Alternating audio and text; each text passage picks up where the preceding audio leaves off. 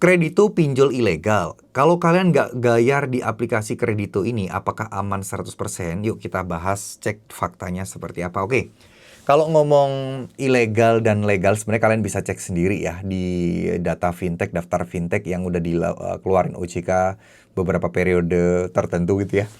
Nah, kalau Kredito ini jujur sampai sekarang masih legal. Dan apakah aman 100%? Amannya dulu dari mana dulu? Kalau ngomong aman dari keseluruhan karena pinjol itu 100% aman ketika kalian gagal bayar atau telat bayar. Nah, menurut saya Kredito pun bukan sesuatu yang spesial gitu ya. Nggak dibedakan dengan pinjol-pinjol legal lainnya. Nah, kenapa ini sering kali disebut pinjol ilegal? Karena namanya itu mirip-mirip sama Kredivo nggak sih?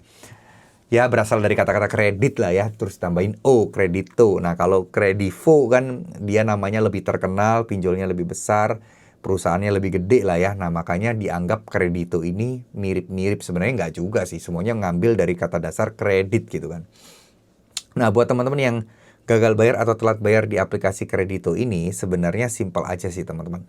Teman-teman nggak perlu takut, pertama nggak perlu panik, nggak perlu pusing, nggak perlu stres dulu.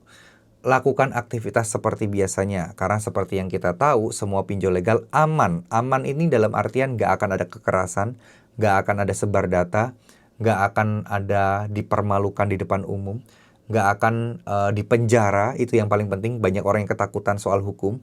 Terus kemudian nggak akan adanya harta berharga kalian disita secara paksa kayak di TV-TV kalau di film-film. Nggak kayak gitu teman-teman. Makanya saya bilang semua pinjol legal itu 100% aman. Tapi ya alangkah baiknya dengan hidup yang lebih tenang kita akan bayar utang itu. Tapi teman-teman harus kasih waktu ke diri kalian untuk berjuang. Ya, jangan sampai teman-teman ini berpikiran untuk kabur selama-lamanya.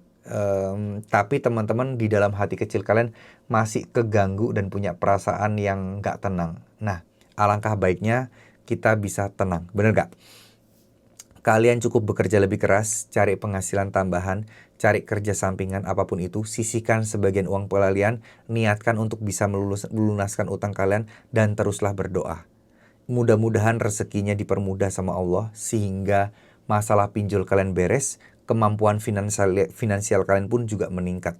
Jadi jadikan masalah ini menjadi titik balik kalian untuk bisa produktif, untuk bisa positif, untuk bisa kayak menjadi jalan keluar buat teman-teman sekalian gitu loh. Ya, terima kasih. Mohon maaf jika ada salah kata. Wassalamualaikum warahmatullahi wabarakatuh. Semangat terus buat teman-teman semuanya.